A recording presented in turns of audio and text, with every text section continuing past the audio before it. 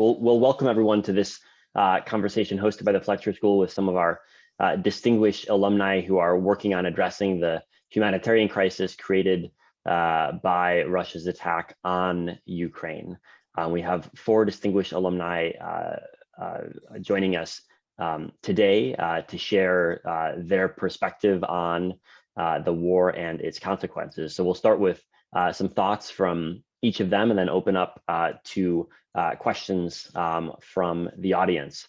So I'll first turn to Mike, who is a journalist who's covered the region for a very long time and is currently, as I understand, currently are you still in the Donbass region, Mike, or where are you calling in from right now?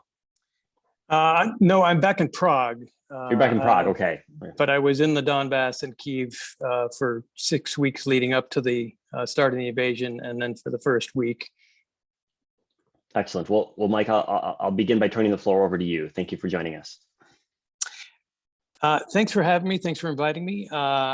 So briefly, as I understand, my remit is to give a sort of a broad picture of where things stand on the ground. Again, I was in Ukraine for the lead up to the war, the lead up to the invasion, and then for the first week of the invasion, at which point the conventional wisdom that was that Russia was going to all but roll over Ukraine's military and take Kyiv probably in, 3 days, 4 days perhaps, maybe take Dnipro as well, take Mariupol, seize the rest of Donetsk and Luhansk, and obviously that hasn't happened. And things are going in a very, very different direction than I think just about everybody anticipated.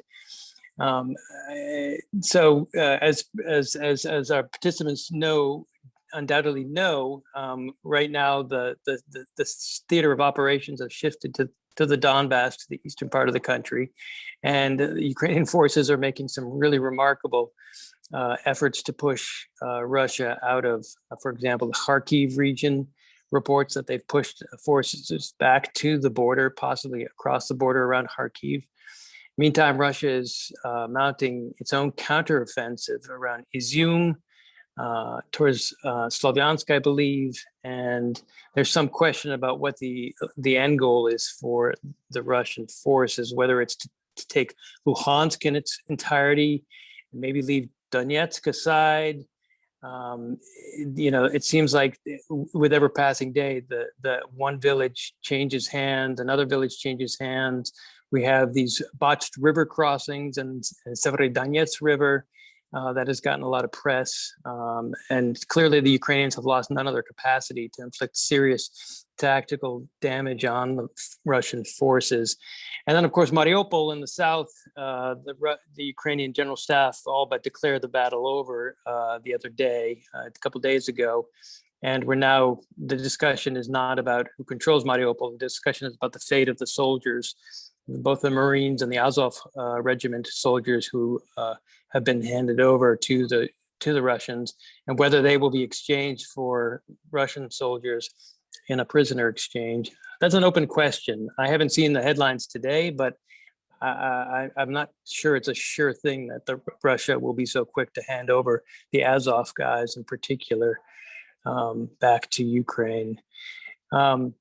And then, of course, there's questions about whether Odessa is still in play.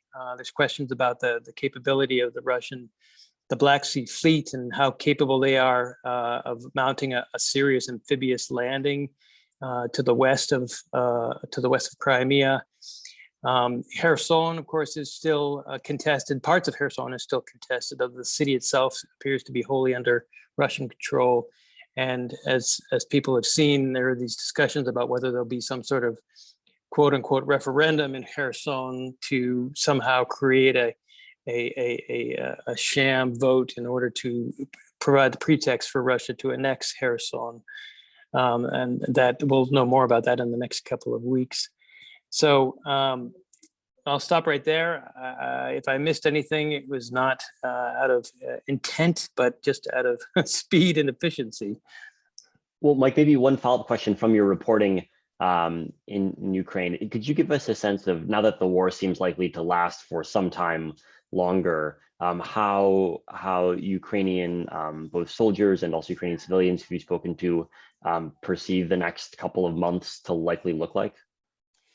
Well, so again, I left Ukraine fairly early on after the invasion. I'll say before the invasion, the people I was talking with, both civilians and military, we were embedded with one unit in the Luhansk, the northern Luhansk region, a Marine unit, and you know, the mood leading up to the invasion was, hey, this is our land. This is our motherland. We're fighting for our families, our homes, our fields, our country. We have, you know, the sense of determination that I heard was unflinching. It was courageous in the face of you know, superior Russian strength. And I see no reason that has flagged in any way, shape, or form. The soldiers, the Marines I spoke to said, the Russians have everything to, the Russians have, you know, it's not their land they're fighting for. They're invaders. They're coming across the border. They're trying to, quote unquote, take Russian, Ukrainian land. But the Ukrainians, they're fighting for their motherland. And that fuels, that feeds, that informs their determination, their courage, their tenacity. And I think when this war is all finished and everything is said and done, there'll be a lot to be said about you know, this fighting spirit that I think was underestimated by many analysts in the West. The determination of the Ukrainians to fight with such tenacity against what appeared to be a superior Russian military force. Great. Well, thank you, Mike. I'll turn to Tim next. I know, Tim, you've also reported on the war and also some of the atrocities that have been unveiled.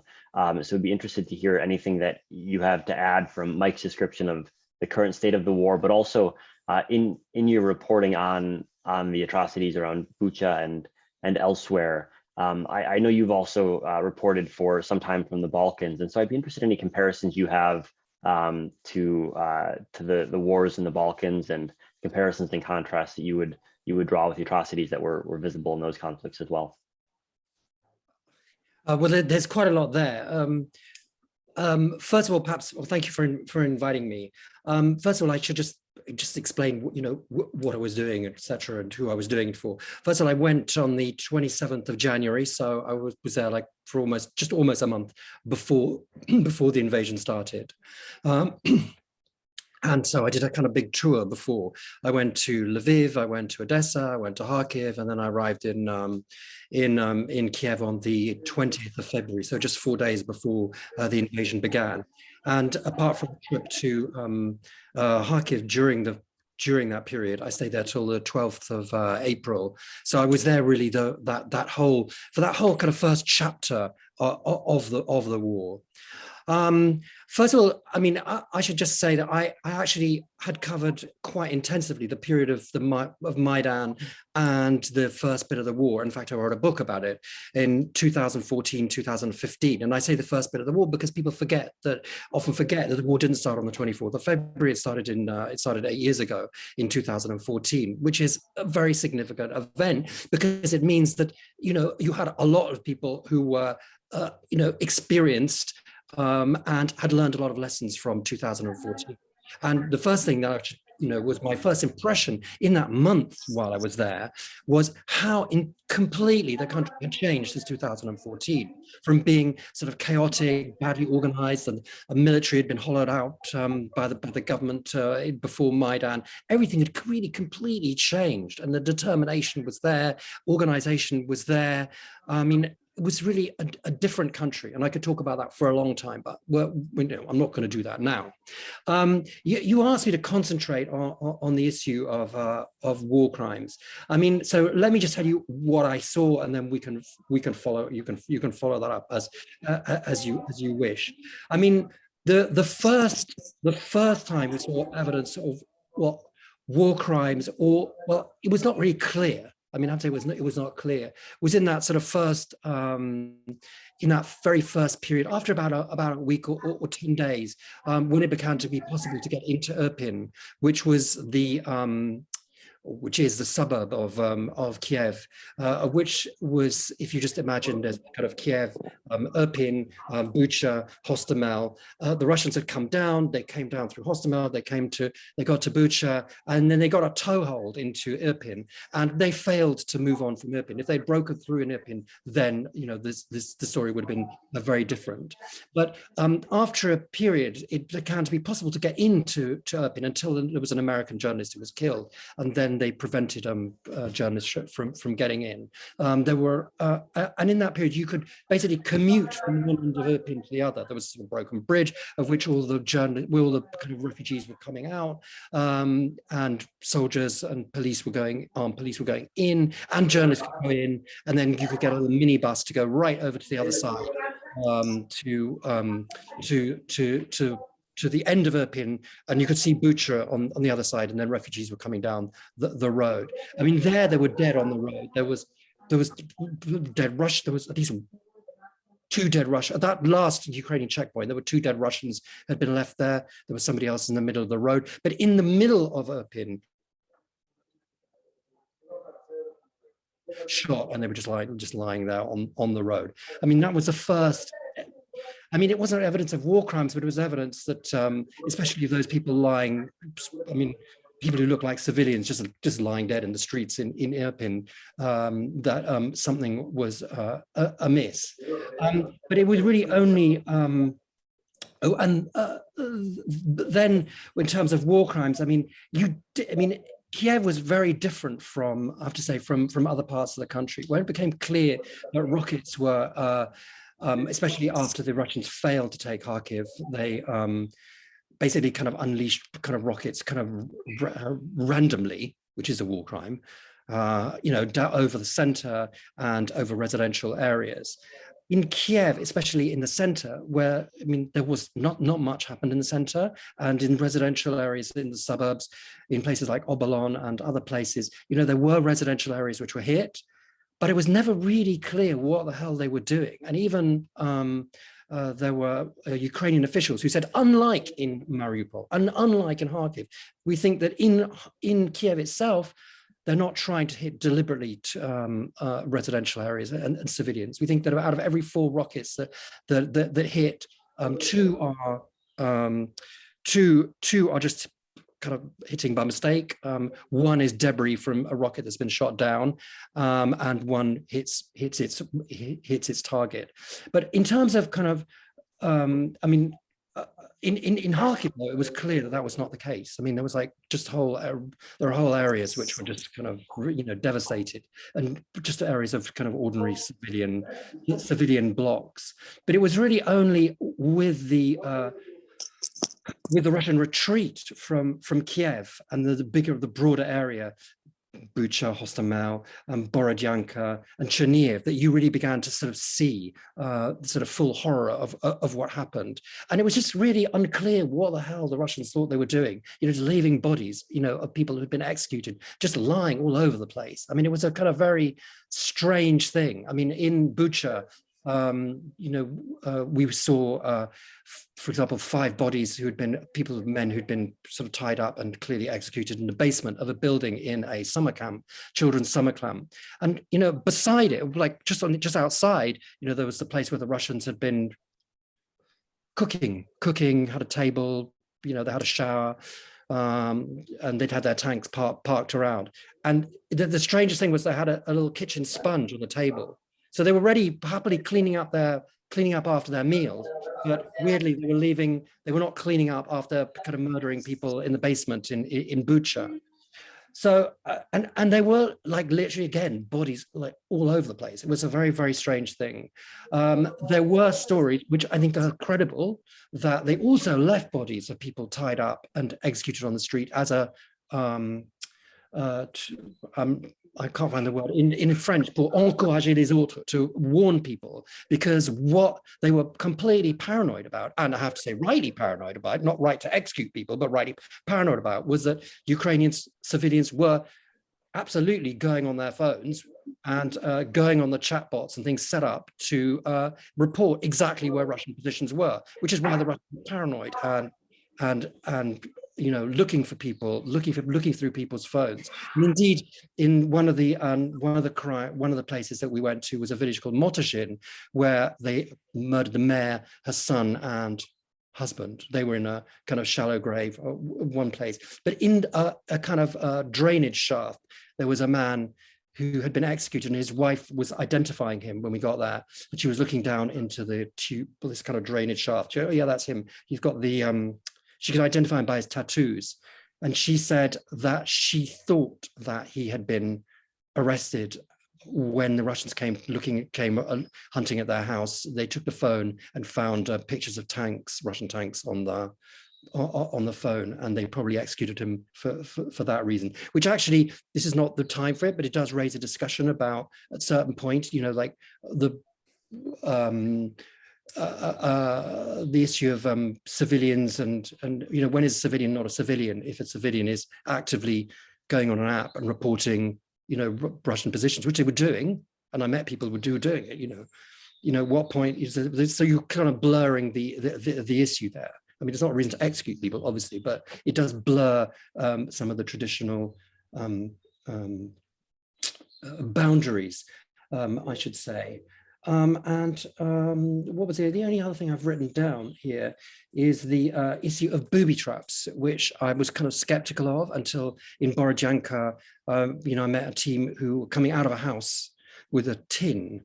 It looked like literally a tin that you would put a scented candle in. And I said, what the hell, what's that? What are you doing? And it was actually a booby trap, which had been left in the house of a woman who had just come back to cleaning up. They left it in her washing machine. I mean, a kind of weird thing to do. And that she'd become suspicious because there was a bit of blue tape put across the washing machine. And the demining, Ukrainian deminers said it was done to warn other Russian soldiers, don't open this. And she had kind of wisely not opened it and called the deminers. But I mean, a kind of weird thing to do. Okay, so I think that's what I want to say. I mean, you asked about comparisons to the Balkans. I mean, we could talk about that. I mean, but I don't think I've got enough time at the moment. I mean, there are some superficial comparisons. There were some things which reminded me of the wars in the Balkans, but a lot of stuff which was very different. But we can come back to that if people are interested. And I think that's at least my 7 minutes. That's 9 minutes. So, okay, I'm going to stop there. Great, thank you, Tim. Well, we'll turn next to Esteban, who is working for the UN on dealing with the humanitarian crisis. Esteban, can you shed light on the current status? Obviously, there's many displaced people, but can you walk us through some of the numbers and perhaps where you expect this situation to how it will develop over the coming months? Esteban, you're on mute right now. Thank you, Chris, and thank you for having me here. I will try to be shorter so that we are on track. 3 months into the crisis, we have millions of people who have been affected by the conflict, directly, indirectly, one way or another. And so you already heard, horrific stories just few minutes ago. It is ongoing. So the ongoing conflict is affecting people in different ways. So I'm here in Dnipro, and yesterday morning we were here in Shellings. So as you are in the apartment, you hear the sirens, indicating the people just to move to a safe place. Today we were planning to go to Kyiv. The mission was suspended because of a missiles attack or shelling into the town. So now, beyond that means that people are suffering, and suffering beyond any human way of explaining that. Now, just to give a little bit more of a flavor, I will give numbers. So numbers sometimes can put into more context. Ukraine is a country of about 40 million people, minus plus, So 15.7 million people have been assessed as in need of humanitarian assistance. So these are people who cannot live on their own any longer. They need something that comes to help them out. There are 8 million people that have been internally displaced. So they have run out of their houses and they're staying somewhere else. Now, in most of the cases, Ukrainians has been able to receive them and host them in their own houses. So which is an incredible aspect that we need to highlight. 6.2 million people have crossed the border of Ukraine. So essentially they move into neighboring countries. They are refugees. 1/3 of the population is considered food insecure. 12 million people are in need of health assistance. 15.7 million people estimated in need of protection, of which 2.1 are children, 3.3 are women who are at risk of some sort of gender-based violence. 14.5 million people are in need of assistance in terms of mine action-related assistance. Into that context, let's look at human trafficking. That it used to be a problem before the war in Ukraine. Now the ongoing conflict show an increased risk due to the loss of income, loss of resources, loss of homes, style of accommodation that people are today, family separation, psychological distress, disruption of education, breakdown of law and order. So human trafficking is something that we see that is an exponential problem for a lot of civilians in this country. 6.2 million people are estimated in need of shelter and non-food items. 13 million people need access to safe drinking water, a bottle of water. They need assistance in terms of sanitation, hygiene. Now, the overall assistance have increased over these last 3 months in an incredible speed. We started from very low capacity. In the last 3 weeks, 1 million people have received life-saving assistance. The total number of people that have been assisted up to now is 6.4 million people, women, men, girls, and boys, since February 24. 5.7 million people are able to put some food on the table every day. 600,000+ people have access to cash assistance, so they can decide on their own what kind of needs, basic needs they can meet. There is 350,000 people that have access to clean water, hygiene products. There's 1.5 million people that have been accessing health assistance through the different humanitarian partners.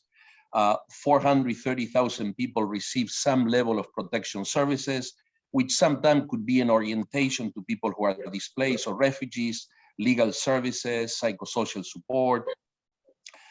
300,000 people have received assistance in terms of emergency shelter, et cetera, et cetera. So I can go into a long list. Now, from having 100 organizations working a month and a half ago, now we have 258 organizations who are actively engaging and scaling up response throughout the country. 2 months ago, we were covering 5% of the territory of the country, essentially the Luhansk and the Donetsk areas, where we were essentially focusing humanitarian aid.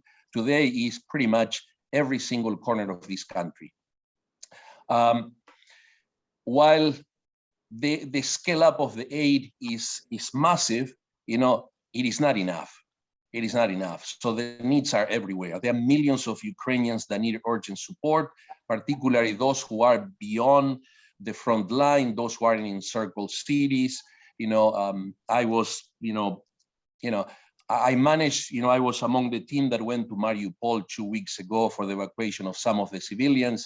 And when you see the level of destruction of that city, Mariupol, and the way people are living, I don't know. There, again, we don't have numbers, but the estimated of over 100,000 people in the city with no electricity, so there's no water, so there's no gas, cooking gas, there is no services. So when you see the level of need in those areas, you realize that much more is needed of what we are doing. Now, I want to finalize saying that, donors have been great. Countries have been putting up their wallets. So essentially money has been, given up. So for us to do our work, the partners are ready to make, take risk to go to some areas that actually are very difficult. But we recognize that it is not our own decision. So in many cases, we are held back by the parties to the conflict, and we're not able to access some of those areas. So an impeded access, to those communities will be critical for us to scale up and to reach some of those communities. So thank you. Great, thank you, Esteban. And finally, but certainly not least, Daniel, I'll turn to you for a view from what the United States is doing and how it's dealing with the humanitarian situation in Ukraine. Daniel, you're still on mute. Thanks very much. Yeah, so it's great to see everybody. Great to see Esteban. We were at Fletcher together. Esteban, it was a long time ago, I think 20 years. It feels like yesterday.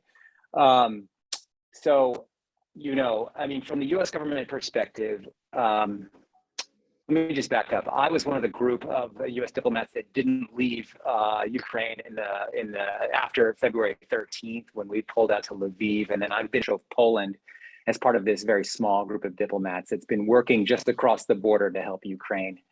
I was one of the first diplomats that was able to go back last week to see the city. And I mean, I can report that the city looks wonderful.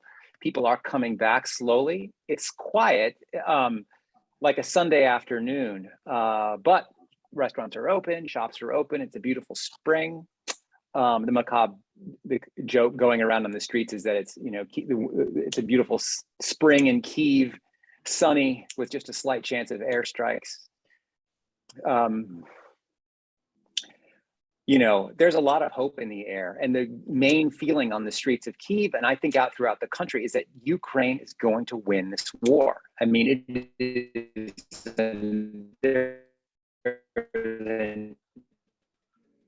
overwhelming feeling of optimism, and even 97% of the Ukrainian people think that Ukraine's going to win, and its approval ratings for President Zelensky are right up there with that. And so that kind of optimism is really fueling the, and it's great to see. Our point of view is really failing in this war. He tried the allies, that's failed.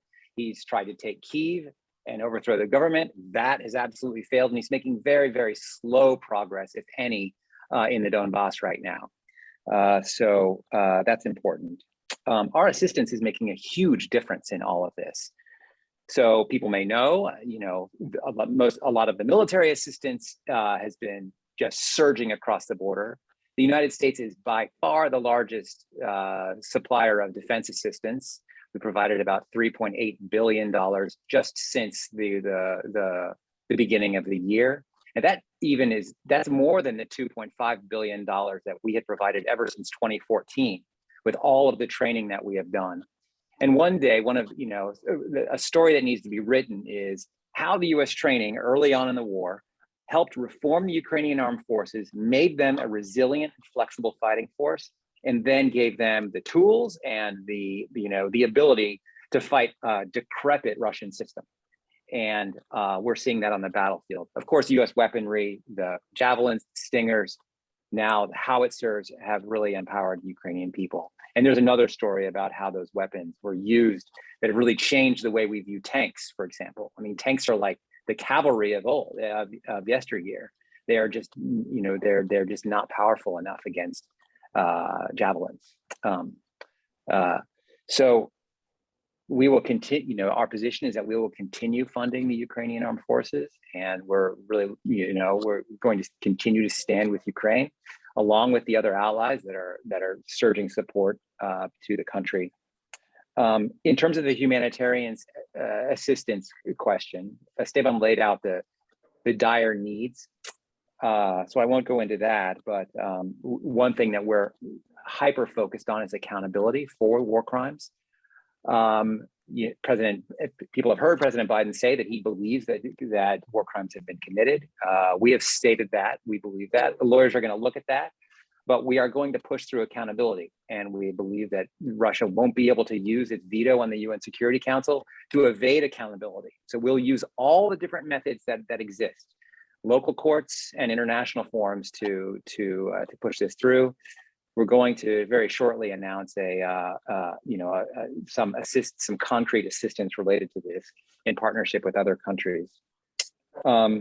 We provided about $688 million in humanitarian assistance this year, and that's sort of that will go up to $1 billion. This new $40 billion package will have a lot more, up to $3 billion more of a humanitarian assistance.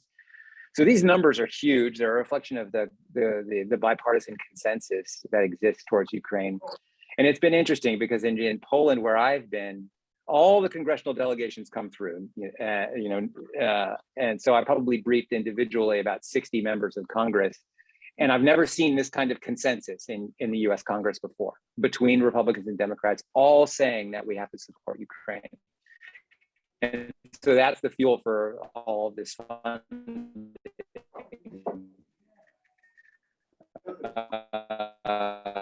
that we're seeing.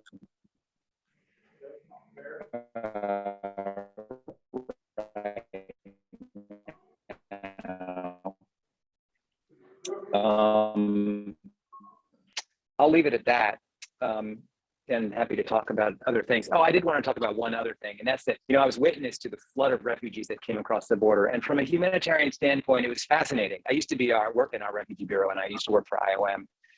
So I know something about refugees, and the Ukrainian people we used to worry about brain drain in Ukraine because so many Ukrainians were working abroad.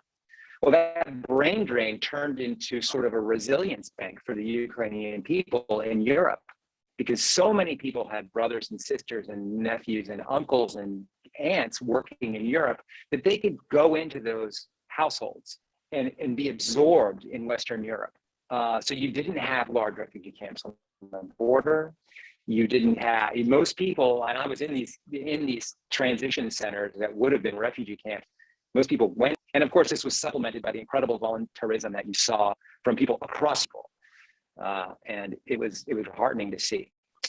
So that was great. Another big interesting element of this is the whole crowdfunding of the humanitarian movement.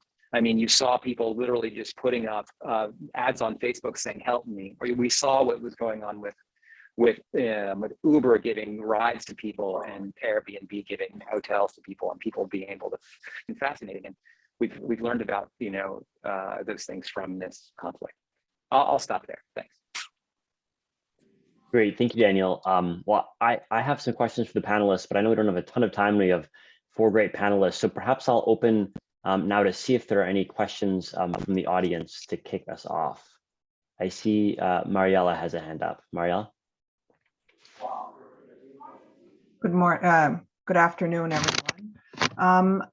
Thank you very much for that. I'm gonna get a little bit tough with the question here. I'm a former Fletcher graduate, and I was really hoping and expecting that I would hear something more about gender from any of you. I heard a little bit about the internally displaced and the humanitarian crisis and that, but when we, I know that a number of countries, including my own, I'm calling from Canada, have invested in trying to integrate a gender perspective into the security forces in Ukraine or through development programming and all of that. And I also know, having worked in development for 20 years, that these are generational changes. They don't happen quickly. But despite that, and despite, working in the Egypts of the world and Latin America and all of that for many years, it has been shocking to me how quickly the reversion back to the old gender stereotypes happened in Ukraine. I have so many wonderful things to say about Ukraine and how they've stepped up to this, but that part has been shocking to me, whether it's men not allowed to leave, the women and children, fleeing to the neighboring countries, or as with internally displaced people, whether by the impossible choices heaped on them because of the war, or because that is what is expected of them. And God forbid those, the judgment that's heaped on men who, for one reason or another, have left with their children, have left with their families. There's so many gendered aspects to this that I don't think are getting the attention needed. And when you need all hands on deck, when you need every soldier, every person who is able and willing to step up, it feels like the door has closed on the women who would prefer to stay back and serve. We do see some of them serving, but I can imagine the impossible odds and the barriers that they face, or the roles that they're given to drive or to cook or to clean or to whatever. So I wonder if there is any openness to that. In Latin, I mean, probably Esteban is very familiar in Latin America, you know, a lot of the revolutionaries, the revolution movements, right? These were opportunities, whether in the Colombia or Nicaragua, whatever, for women to step in and actually assert their power and their force and to take up arms next to the men to fight for their rights. And I don't see that happening as much because of the gender roles that have been heaped on, you know, so quickly. I mean, whether it's the coverage that has been faulty, like the media coverage that has been also disproportionately focused on the men fighting and the women fleeing, and also because of the language that is coming out from the leadership, which it undeniably is. And that's despite investments that have been made from Canada, from the US, from Norway, whatever. So I wonder if, you know, 3 months in, is that starting to shift? Is it starting to change? Because if it isn't, there are women who want to serve, women who want to fight, women who don't want to, you know, be seen as having only those support roles and taking care of the children and being objectified even as, you know, the object of protections, right? Rather than being agents of safeguarding for others.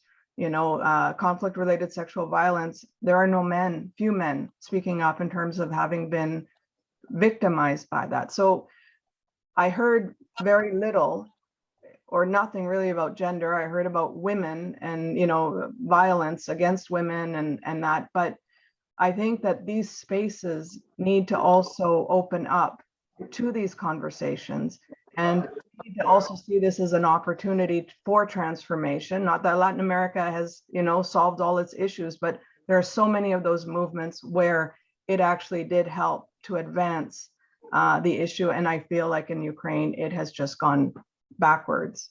I'll stop there. I didn't mean to talk for so long, but it gets me rather passionate. Well, thank you, Mariela. It's a great set of questions. I know that in the chat, Alexandra has brought up some points, so I don't know if Alexandra wants to jump in right now.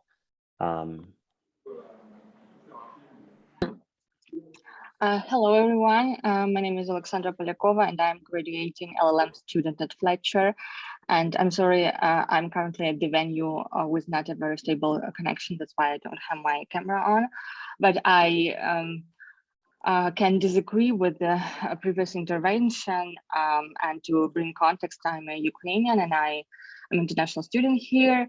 And there can be a criticism to the Ukrainian government in some regard or the current situation, but at the same time, to provide some diversity to this conversation, the number of men who return back since their full-fledged invasion is also enormous, and this should be considered, since it gives you a bigger picture of the Ukrainians' resilience and readiness to get back to your country, regardless whether you have been working abroad or had other circumstances. Plus, the man who had 3 kids could get evacuated to other cities, and many people from regions who have been shelled severely had to leave, and the gender-based violence was caused by a lot of basically by Russian soldiers. So I just wanted to bring this point, since I can definitely see that the situation has not gotten bad since the war, and there are a number of women who are serving in the army, and the percentage comparing to other countries is huge. So I just had to make these comments because I felt them a little bit unfair. Thank you for your attention. I just want to clarify that I'm not saying, I think it also is an issue of coverage. It's an issue of where we draw the light. And I think that, you know, I think that that's great But we need to find better balance, I think, in how we speak about this in spaces like this, as well as in the media and in other opportunities where we can kind of continue to build on the advances made. Could I see if any of our panelists want to jump in on that point as well? I would just have one thing to say. I thought it was interesting. And I mean, it's by some standards a very, very modern country. Like, it does have a sizable, probably much larger than the U.S. military number of women in the military, and they're highlighted in the media quite frequently. Actually, I think it's indicative of that. The group that won the Eurovision singing contest next day, and the lead character in that video is a woman, and she is a soldier. She saves her daughter, and then she goes back, gives her daughter to her grandparents, goes back to fight, and then later on we learn it's the daughter who becomes a resistance fighter in the last scene It's a sad video. Hey, Daniel, your audio is cutting out a bit. I think happening to the next generation. In terms of gender, it's a strong woman fighting for her country, and I think it's indicative of Ukrainian society. I've lived in Afghanistan. Okay, I'll leave it there. Thank you. Okay, yeah, I think the point came through, even if the audio wasn't perfect. Great. I see we have a question from John Regan. John? Let me get off mute. Yeah, one of the speakers referenced, I think it was Daniel, referenced the great amount of training and military aid and other aid that has gone into the Ukraine over a period of time, but particularly since the war started. And I look back at Afghanistan on the amount of training and military stuff that went in there, and look, seem to be getting two completely different results. And I'm wondering if we're not, Daniel, focused on the wrong thing. To me, it seems that the vital differences here, and I'd be interested in your opinion on this, are not necessarily solely the military aid and the great training offered by the Americans and the other Western countries, but it seems to me there's a fundamental difference here in quality of leadership and the willingness of the people to fight, the motivation of the Ukrainians to stand up and do what they need to do. Am I missing something here? No, I agree with you 100%. I just didn't say that. I should have, because you're absolutely right. Yeah, and President Zelensky's leadership has been amazing, and the will to fight is truly extraordinary. Yeah, inspiring. If that's the case, then I hope we're learning that throwing a lot of money and training into something is not necessarily going to be fruitful without the other part of it, which is a committed local leadership and effective local leadership and a populace that's willing to use that stuff effectively. I agree. I think one of the big what ifs of this is going to be, in the end, what would have happened if Zelensky had not stood up that night and said, "We are not leaving Kyiv. I need ammunition, not a ride." If he had not stood up so strongly, and if people had not fought so valiantly in those early days. Could I turn that question to Tim or to Mike? Because I think one of the puzzles of the war thus far is, on the one hand, the extent to which the reporting from journalists like both of you before February 24th said that morale was very high and a willingness to defend the country was so substantial. And yet the Russians seem to have bet on the opposite, and to a certain extent seem to be still betting on the opposite, given that now they've had 3 months of war with pretty disastrous results from them and yet haven't changed tack. So I'd be interested in any reflections that either of you have on this seeming puzzle as to why all of the reporting was saying one thing, yet the Russians didn't learn and haven't learned over 3 months about how strong Ukrainian morale actually is? Mike, do you want to start? I'll say something very quickly. This is a really interesting question that we're hearing reporting from my colleagues in Russia and Ukraine, from other Russian sources about, what was the intelligence information that informed the Russian decision to go in, how it went in, and what the preconceptions or expectations were. I'm sure there are people in the audience today who've been following some of the close reporting about possible purges going on in one unit of the FSB, the Federal Security Service. People, I'm sure, are aware of the reports that the decision-making has been in the Kremlin has been limited to a very narrow circle of people who tend to be the hawkish conservatives. And it's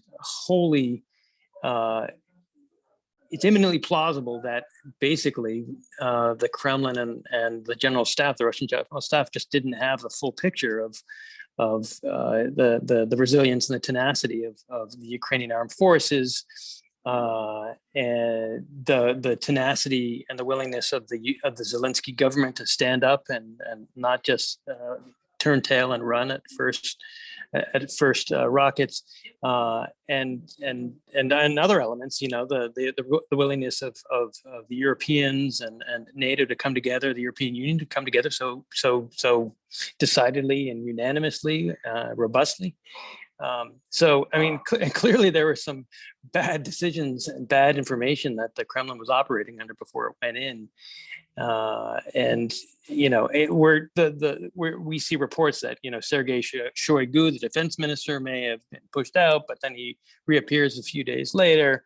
There are reports that this FSB center, fifth center that was responsible for political intelligence, the guy was put into Lefortovo prison, but then he appears at a funeral a couple of days later. So, the whole bulldogs under a rug metaphor still applies today as far as Kremlin politics, and particularly in wartime. And it's unclear exactly how it all pan out. But the point is that the Russians clearly were operating under a bad set of assumptions, very bad set of assumptions. Foremost among them, the willingness of the Ukrainians and the tenacity of the Ukrainians to stand up against what seemed to be a superior military force. Thanks, Mike. Tim, anything to add to that? Well, I mean, famously, generals are always fighting and ready to fight the last war, and the Russian generals were ready to fight Crimea all over again, or Donetsk all over again. But as I said, it was amazing to me in the month I was there before the war, this part of the war began, how much the place had changed.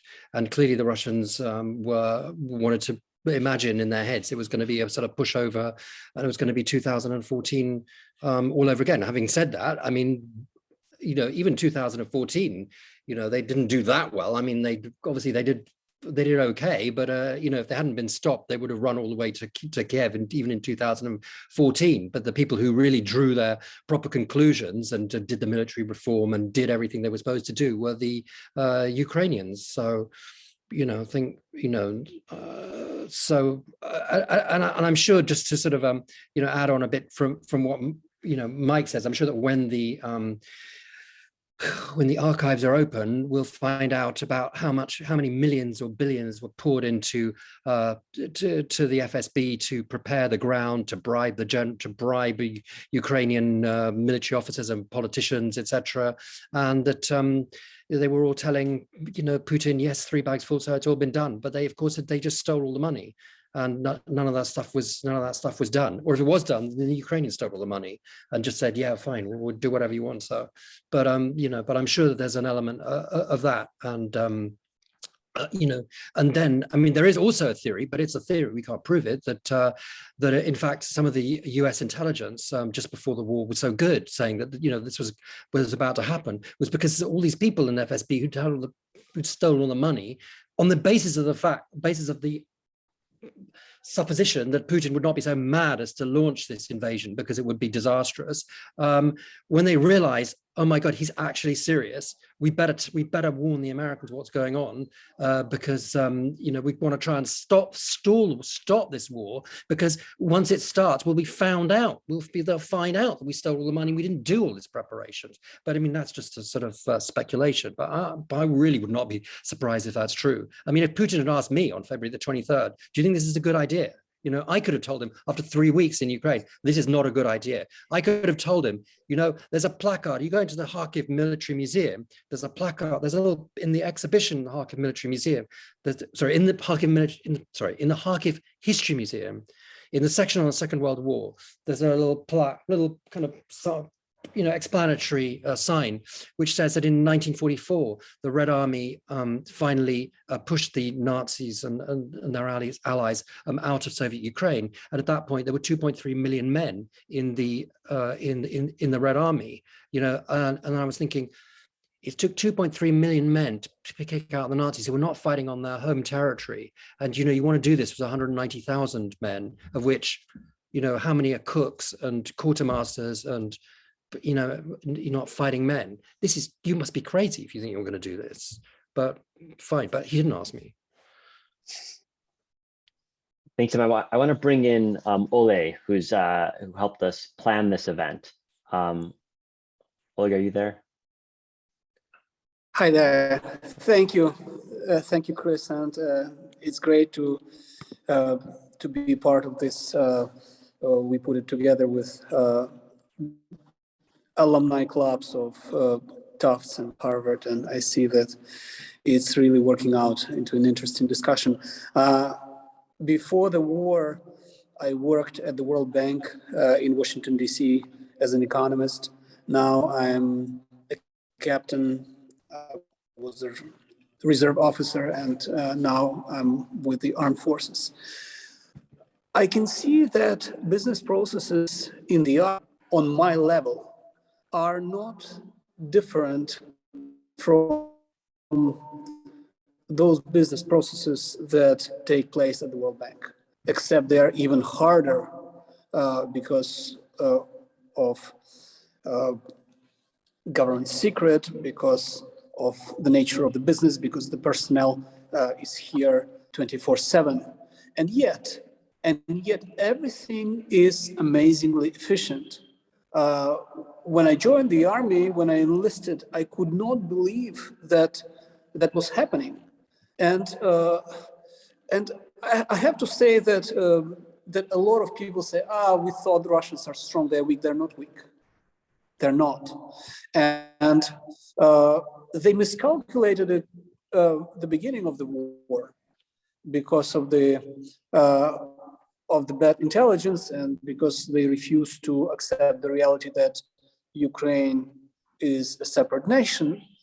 But even when they miscalculated, it was still Kalashnikov against Kalashnikov, tank against tank. Now they are not miscalculating the way they did near Kyiv, and we have the new equipment that allows us to counter what their operational maneuvers. But now it's really artillery against artillery, rockets. It's really difficult situation. The fact that Ukraine is defending itself well and is winning is not because Russia is weak or miscalculating, but rather because Ukraine is prepared, and throughout this those years leading up to the war, Ukraine was improving the army. Ukraine was able to convince the population that the army is not corrupt, that the army is a uniting factor for people, and that's how the people also supported the army. So it's a very complex set of factors, and it's very interesting to see what others say. I actually look forward to continuing in the next discussions that we will have. Also here. Great, thank you, Ilya. Well, I'd like to turn the conversation, if we can, towards what the future will bring. Because I think we've set the stage for the current status quo, but obviously the war is developing, and then the humanitarian consequences will follow from that. So maybe first on how the war will develop. On the one hand, we've had a expanded battle in the Donbass the past several weeks. On the other hand, the expanded battle doesn't look all that different from what we previously had before the sort of current phase of the battle was declared. And I guess beyond the specifics of what's happening in the Donbass right now, there's a question of at what point and how do we want to get to a political settlement at the end of this, and what might that look like? And it still seems like that's still far in the future, barring some sort of surprises from either Moscow or Kyiv. But maybe I can start with Tim and Mike again on the military outlook over the coming weeks and the political outlook, and then turn after that to what the humanitarian consequences of that forecast are that we should expect. Maybe Tim, do you want to start by sketching out how do you think the next several months will develop on the battlefield, and then in terms of negotiations insofar as they matter? Well, I think the safest prediction is that, based on the fact that almost all predictions so far have been wrong, that I'm not going to make a prediction because, because as I say, all predictions, apart from the fact that there would be some sort of conflict, have been wrong so far. So, I mean, I think it's just kind of foolish to do that because, everything, well, as Mike said, well, like, first of all, they said, oh, it was going to take 3 days, and then it didn't. The idea that the Russians would actually retreat from Kiev in the north, that was just inconceivable, and then they did it. Then they were going to encircle Ukrainian forces in Donbass, and they failed to do that. So basically, all these predictions are wrong. So I'm just, I'm not going to venture into that because it would just be like yet another thing which turned out to be completely wrong. Mike, do you want to take a stab on laying out something that might well be completely wrong? Well, if Tim's not going to make a prediction, do I have to make a prediction? Yeah. Well, I'll say this. I'll say two things. One, as someone who's written about Russia, covered the Kremlin for 2 decades, going back to the early days of the Putin presidency. I tend to look at these things with like a real sort of Kremlinologist kind of eye, and like, who's up, who's down, who's the defense minister, who's the FSB, who has Putin's ears. And I think a lot of what will happen in the coming months depends on some serious internal Kremlin politics, which on a good day are incredibly murky, and in fact, most of the time are just totally opaque to the outside world. The Kremlin politics are in flux right now, and depending on what happens, who takes the fall for all the failures that the Russian armed forces have seen on the ground, that will, I think, determine the course of the next couple months. A lot was made by the fact that the Kremlin finally appointed a single unified commander to take command of the Donbass operation. Dvornikov, if I'm not mistaken, is his surname. Yet we then, a couple of weeks ago, we had Gerasimov reportedly on the ground in Izum, and may have reportedly even escaped an artillery attack by the Ukrainians. The point being that internal Kremlin politics are playing a role in how things will shake out in the months to come, and I think to read the tea leaves, you really still have to look at who's sitting next to Putin, who gets the time on state TV. Is it Shoigu? Is it Gerasimov? Is it Bortnikov? Is it Narishkin? But in terms of like the broader next couple of months, like the battlefield, as Olya referred to, I mean, it's turning into an artillery war, which seems to be more of like really a war of of attrition, just lobbing, stuff back and forth over these incredible distances. And, that implies a steady supply of weaponry, shells, howitzer, cannons, and personnel to do that. A war of attrition seems to favor the Russians. I mean, it's a bigger military. They have a military-industrial complex. They have the supplies and the factories and the train lines to get that material to the Donbass and to Kursk and Belgorod. So, not to be totally pessimistic, but the longer this sort of grinds on, I think the longer it tends to favor the Russians. So, in terms of the political settlements, the Ukrainians now, of course, they believe they're going to win. They're optimistic. They've seen these great battlefield successes. So what's the motivation for them to say, okay, let's revisit Minsk 2 and see what can be done with that? I mean, that would be political suicide for Zelensky right now. So I just think it's going to grind on for, another 3-4 months through the summer until the fall comes around, barring any sort of major breakthroughs. If the Russians somehow encircle a huge force and take Luhansk entirely, who knows? But I think it's going to grind on for through the summer until the fall, and before we have any sense of the direction that things might go. Well, one of the things that I'm struck by is today, if you listen to Russian analysts, they'll often say the longer the war lasts, the more divided Ukraine will be about the willingness to continue the conflict, which is something that I don't get when I speak to Ukrainian colleagues or look at the Ukrainian media. So do you see this as sort of another piece of Russia simply misreading Ukrainian society, or is there any truth to this? Tim, do you want to jump in? It just sounds like wishful thinking. It sounds to me like the opposite is happening. The longer it goes on, the more Ukrainians are coming together. The more people who were pro-Russian think, these people are crazy, and these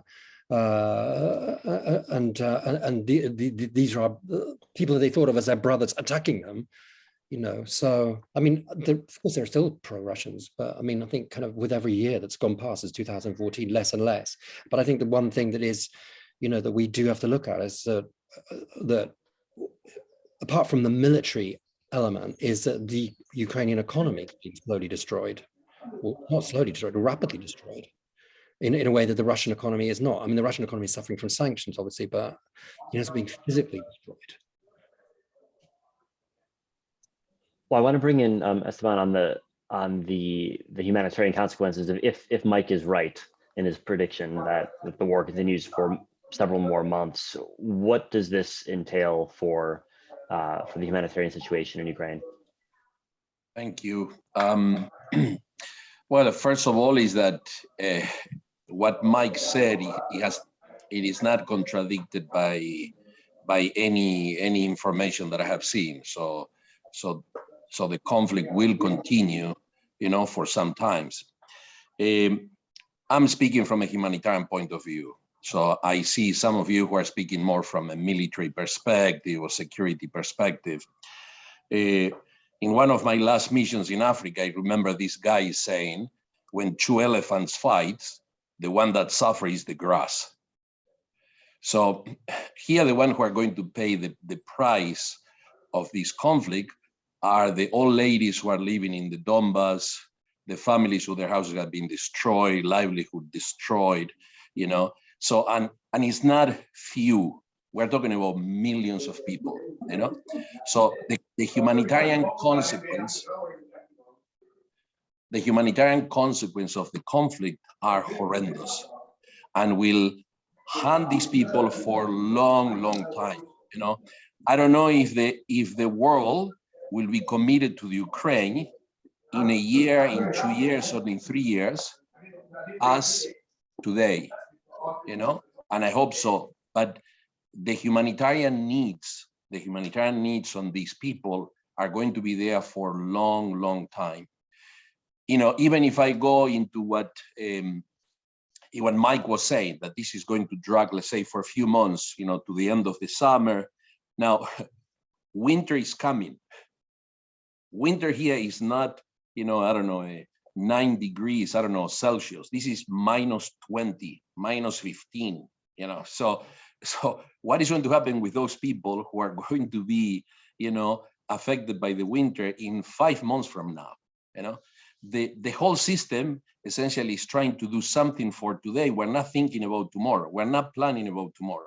If we're not start putting a procurement process, a planning process to address the winter need of people in 5 months from now, in September, we will be with no choices but tell the people, leave, go somewhere else, because they will not be able to stay where they are now, you know, because of the weather, you know. So from a humanitarian point of view, this conflict, you know, as they continue, and I think it will continue for some time, it will affect in a horrendous way to civilian populations, people who don't have means to survive on their own, elderly people that are incredible big, the number of them in some of these areas, you know, people with disabilities, you know.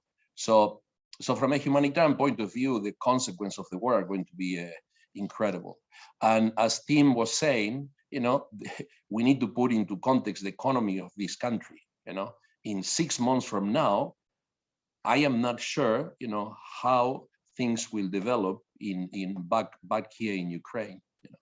So there are certain elements that, you know, probably those who are doing sort of analysis and projections should put in place to see how the civilian population in Ukraine will be affected in the next 4 months, 8 months, 12 months. But definitely it's going to be a difficult time for them to survive. Great, we've got a question in the chat about the environmental damage caused by the war. There's obviously a fair amount of concern early on about nuclear power stations, but more broadly, any thoughts or responses on efforts to mitigate the environmental damage over the long run that this war will cause?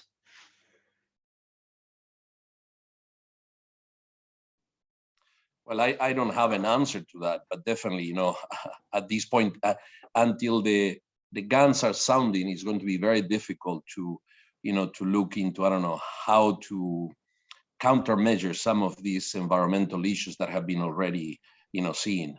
But it's going to take time, you know. Great, let me bring in John, who's got a question. John?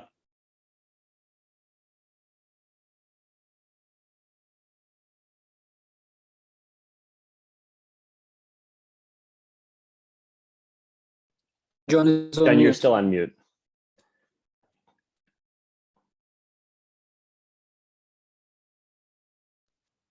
Sorry, can you hear me now?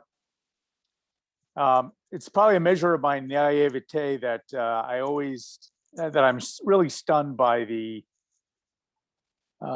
ferocity of what the Russians are doing and the way they're approaching this.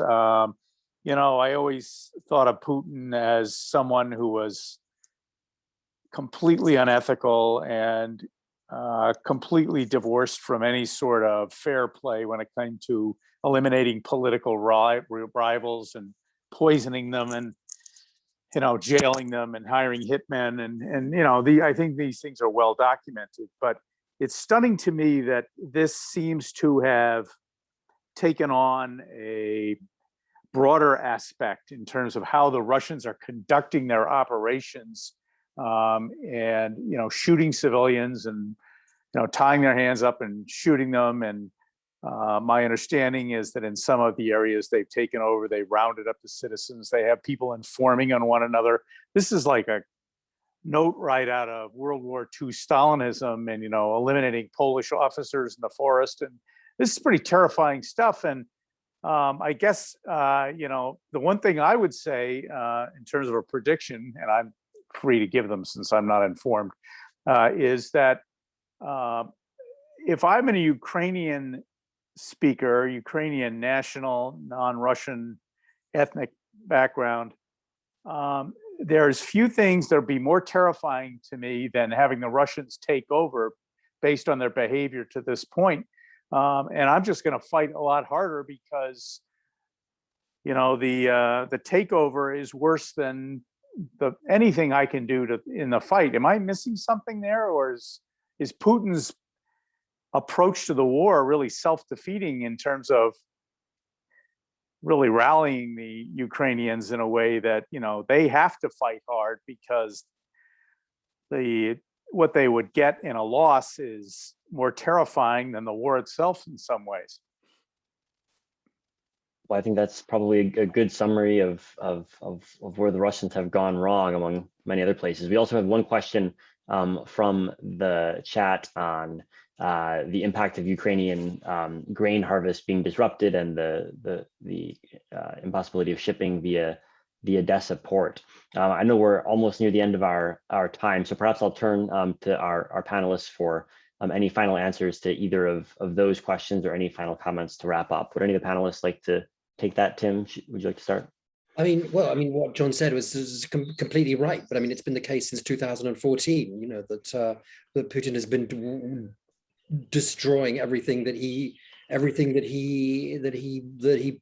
says he believes in and wants. I mean, it's just like, you know, I mean, if you believe Russians and Ukrainians are one people and that Russian speakers are being oppressed, and then you go and attack Russian speaking towns, you're not going to be making friends, you know, people who didn't know that they needed to be liberated from Nazis. I mean, it's just insane. It's completely insane. And as you know, like whether hundreds of thousands or millions of people will starve in the rest of the world because of the fact that so much of the world's grain and food comes from Ukraine and Russia. Well, yeah, I mean, fine. It's like the unintended consequences of the war. I mean, that's going to happen, sure. Mike, Esteban, Daniel, any final comments before we wrap up? Yeah, it's just maybe it's a comment that the Secretary General has been discussing with Russia, Ukraine, Turkey, and the US and European Union about restoring Ukraine grain shipping capacity. You know, so, and again, the effort is looking at the consequence of the war, you know, in Ukraine. You know, it has also a humanitarian consequence in Ethiopia, in, I don't know, in Turkana Lake, you know, northern Kenya, in Ethiopia, in Sudan. So essentially, a lot of the grain from Ukraine essentially was the food of a lot of these communities. So the Secretary General is looking at how, you know, it can be a way around where the grain from Ukraine can be, you know, can address those situations. So that is what. So what would that look like in practice, Esteban? Would that would be the Russians agreeing to let grain go out, or how would that work? Well, it's a diplomatic discussion. I'm not a, you know, it's above my pay level. But again, there is an ongoing level of discussion at the Security Council members, you know, to see if they can reach an agreement on that. Yeah. I see. I'm struck by, in conversations with Russians, the extent to which the Russian government sees higher food prices as a tool of leverage against the rest of the world rather than a problem to be addressed. Daniel, Chris, do you want to jump in? Please. Yeah, if you can, and if please raise your hand if you can't, if my video or sound is bad, please. This thing about the counterproductivity of Putin's war is absolutely correct. I mean, we've seen the polling numbers in Ukraine in terms of support for Russia or favorability for Russia go down ever since 2014. And in Kharkiv, it's particularly pronounced, where, you know, there was a majority in favor of Russia's, in favor of better relations with Russia in 2014. And it was, you know, 60%. And now it's down at virtually zero. And if you looked at also Ukraine's desire to join NATO and the EU, those ratings have increased the whole time. You couldn't imagine anything more counterproductive than what he's done. And I've seen this in just the conversations that I've had. The thing about, so I was in Kyiv last week, and I actually had the privilege of being in a meeting with the Minister of Infrastructure, who is actively working to try to get grain out. So there are a large number. Ukraine's working very actively on this problem. What Esteban said about the diplomatic route to open up shipping lanes is very, very important through Odessa. But Ukraine's looking at using more exports through the Danube by exporting through, for example, through Romania to the Danube. That will increase volumes. And then there's a lot of border crossings that Ukraine can open that are old, that have closed, but which could be reopened, and they're actively looking at that too. So I think that in the next months, we will see some of these alternate methods help get some of this food out, and that's great. Great, thanks, Daniel. Mike, any final comments to wrap us up? Hey, you're muted, Mike.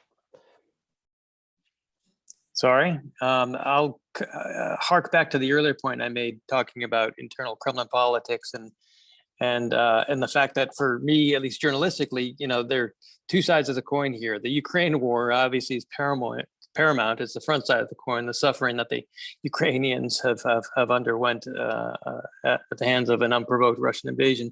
The flip side of the coin is what's happening within Russia as a result of the war, the invasion. Russia is reverting to a police state, a Soviet police state now, circa maybe 1984, pre-Glasnost, pre-Gorbachev.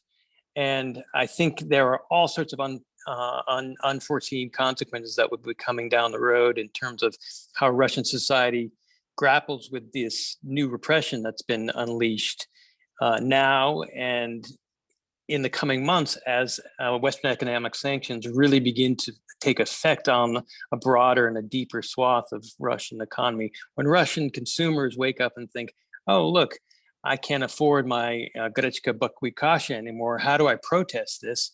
They can't protest this because it's illegal to protest, and it's illegal to say anything about the war. It's illegal to criticize Putin or the armed forces. So the flip side of the coin, and this does not take away from the tragedy and the horrors of the Ukrainian war, but the flip side of the coin is Russia's reversion to a police state.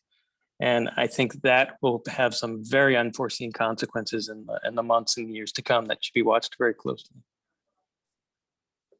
Well, I think that's a fair but depressing note to end on. But I'd like to thank all four of our panelists for sharing their thoughts and expertise on the situation, and thank everyone for joining. The Fletcher School will be continuing to follow the war and the crisis in great detail. So I hope you'll join future events that we host. But thank you to Esteban, Mike, Daniel, and Tim for their thoughts. Thanks, everyone. You're welcome. Good to see you. Thank you. Bye.